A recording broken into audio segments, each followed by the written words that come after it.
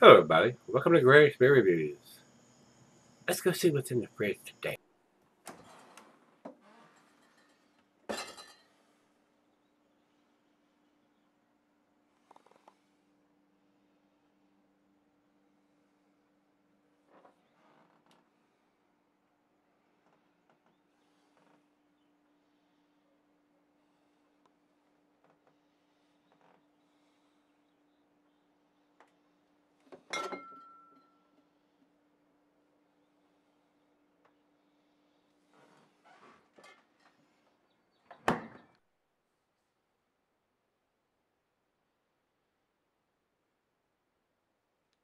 Hey, everybody. Thanks for stopping by Gregsbeerreviews today.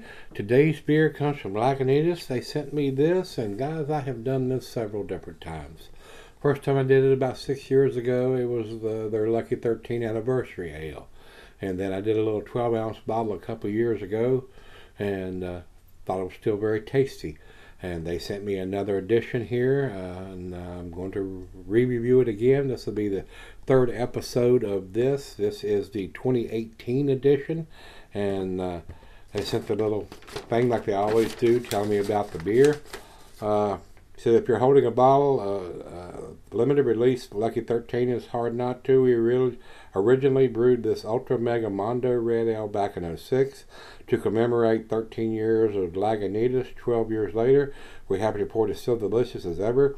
We even threw in a bomber this year to give it a little more of the good stuff.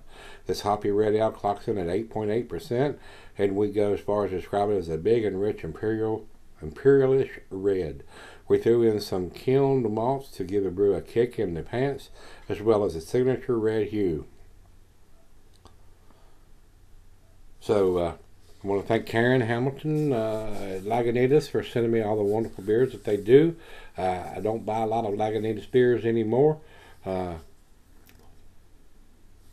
course, everybody knows they were bought out several years ago. Probably one of the reasons I don't. But they still produce some really tasty beers, guys. This was sent to me, like I said, by them. And let's see what's going on with this thing. It's acting crazy.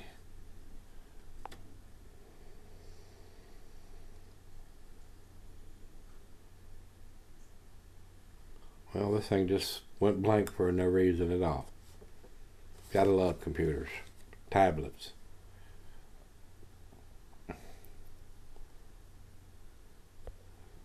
Well, maybe it'll come back up. Maybe not. It's what it is, though, ain't it, guys? Gotta love it. All right. Let's get on with this. I told you 8.8% untapped, has it at 77 IBUs. I've read you the commercial description straight from these guys. We won't go over that again. And that's it. That's just time. So let's pop the cap off of this thing. And they pack these things in styrofoam, and it gets all up underneath the caps and everything else. So let's see if I can operate this thing and get this thing off without getting any of that little styrofoam balls down in the bottle or the glass. And the static electricity keeps you from getting all this stuff off. Yeah, I think I got it all off now. Alright, into the glass we go on this one here, guys. I found this to be a very tasty beer last time I did it, even the first time I did it. So while I'm pouring, I'll tell you the cheeses. The food pairing cheeses are sharp blue cheddar, meat, beef, poultry, glass part of pint, Beckernonic tumbler mug, style, Sidel. I'm using my favorite tulip glass and not recommended for extended cellar rings. This is what Beer Advocate is saying, unless ABV extends average range. Well, what do you think, Beer Advocate? It's 8.8%. Does that extend your range? Some of the stuff you get from some of these websites is just completely asinine, and I would put Beer Advocate on top of that. I don't want to mealy mouth anybody, but they give you a lot of misinformation sometimes. You shouldn't sell any kind of hoppy beer, guys. Period. Bottom line. Don't give a damn what ABV it is. Don't do it. So a lot of times you have to go back to Untappd. They seem to be more reasonable, more level-headed on the information they give you. So, and I don't ever use Freight Beer anymore at all. They sold out, so they're at the bottom of the well. We drowned in their ass. So, a nice red hue on that beer. Looks very nice in the glass. Let's get it to the nose. Not much head, just barely covering the top of the beer. As far as a super hoppy nose, not there. And I know this is a fresh beer. I just got it. It comes straight from the brewery. There is a little bit of hoppiness to it. I wouldn't consider saying it's a hoppy red ale. Maybe slight hop forward, but I wouldn't call it a hoppy red ale. I am getting a little bit of the malt that they've used. Unfortunately, it doesn't have a big aroma on the nose here, guys. I am getting some of the malt that they've used. Might be some slight smokiness to it, not very strong, very subdued. Smells pleasant. Smells like an easy drinking transitional beer, even for an 8.8%er. Well, we're going to dive in and see what we got. Cheers, everybody.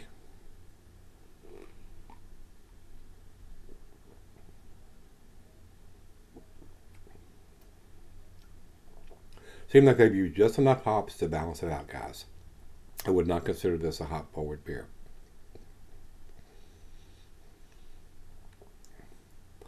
Alcohol super well hidden, I will say that. Very well made as far as that goes.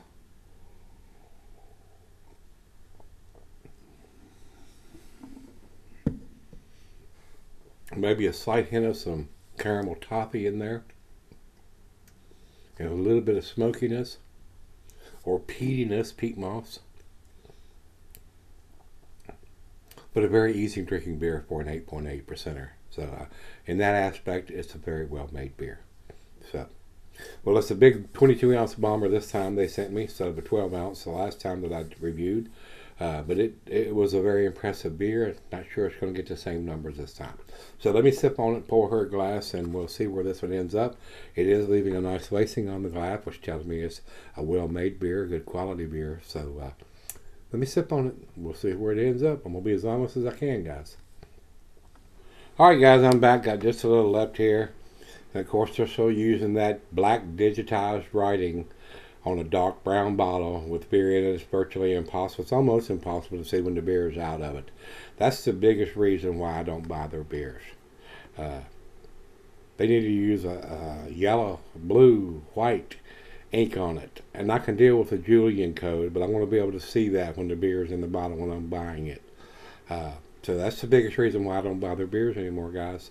I can't see that code on there when the beer is in there.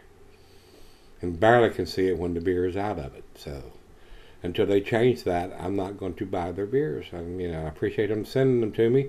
And I will review them, but I'm not going to spend my money on it when I don't know how old the beer is. So that's the bottom line. That's how I feel. It's just my opinion. They need to do something with their dating. Change the ink color. If you still want to use a Julian code, I can figure that out. But not being able to see that when the beer is in the bottle is the reason I don't buy them. So, of course, we're going to leave it. Nice beer. I don't consider it a hoppy red ale. I've had much hoppier red ales than this.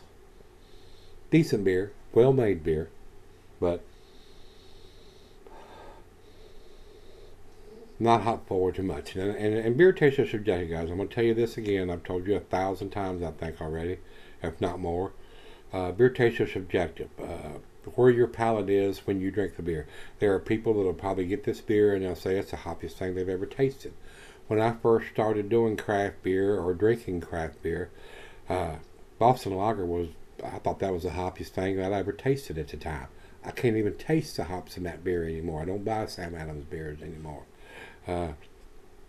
It all depends on where your palate is at the time. And with all the juice bombs, New England style beers I've had over the last couple of years since I've had this, I'm not getting the hops now at all. I mean, my palate has advanced beyond that. I'm just not picking it up.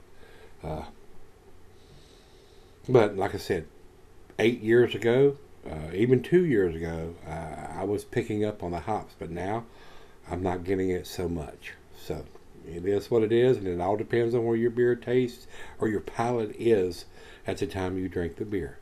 So what I may love, you may hate, and vice versa. What I may hate, you may say, "Oh my God, that's the hoppiest thing I've ever tasted." So it all depends on where your palate is at the time when you're drinking the beer. And I believe my palate has advanced beyond this beer. So, final choke.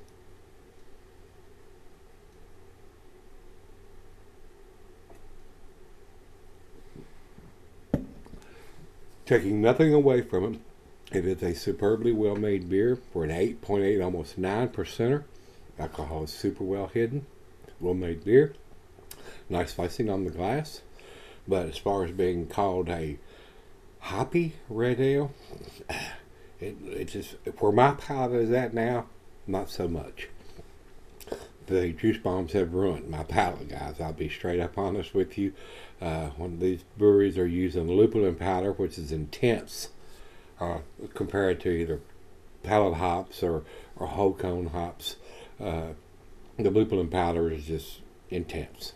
So, guys, it's not going to get the grade I gave it the last time. I gave it a 9 out of 10 last time. It's, to be honest with you, it's not even into the A category now where my palate is at. B plus. I'm going to give it an 88. Over to Beer Advocate. Beer Advocate says 4.11, which is their exceptional range, and I would consider that their A minus range. I'm not going there. I'm not getting the hops that I need to get. That's where I'm going to put it. Where I need to get. Like I said, 8 years ago, I would have probably thought this was, it probably would have got a 10 if I didn't go back and look at the first review of it. But I did go back and check out the one I did 2 years ago, and I gave it a 9 out of 10. Yeah, it's not there right now, guys. I'm sorry. And it may be for you. So just because what I say, don't base your beer purchases on what I say. You may absolutely think this is the hoppiest thing you've ever tasted. Especially if you've not had any juice bombs or anything like that. A super hop forward style of beer. So, yeah, it is what it is. It all depends on where your palate is and what you want to drink and all that kind of stuff. So, final check in, we run over to Untappd. Untappd has it at 3.86, which is in their B plus range. I agree with that.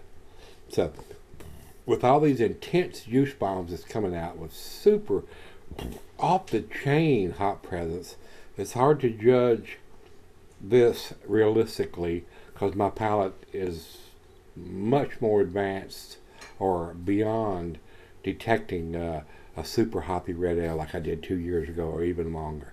I just want to put that in perspective, guys. Like I said, 2 years ago, and I'm sure it's the same beer. I thought this was a 9. Now it's a 7. So it all depends on what you're used to drinking, accustomed to drinking, and what you want to drink. So I'm going to leave that where it is. Like I said, don't base your opinion on what you buy, what you like, or what you're going to drink based on what I say, because with the amount of beer reviews that I've done, and like I said, the 2 years that I've been getting these juice bombs out of New England and all over the country and the world, my palate has advanced beyond calling this a hoppy red ale. So, but it is very tasty and well-made beer. So I don't want to detract anything from that. My biggest fuss is the dating using the black ink on a dark brown bottle with beer that you can't see.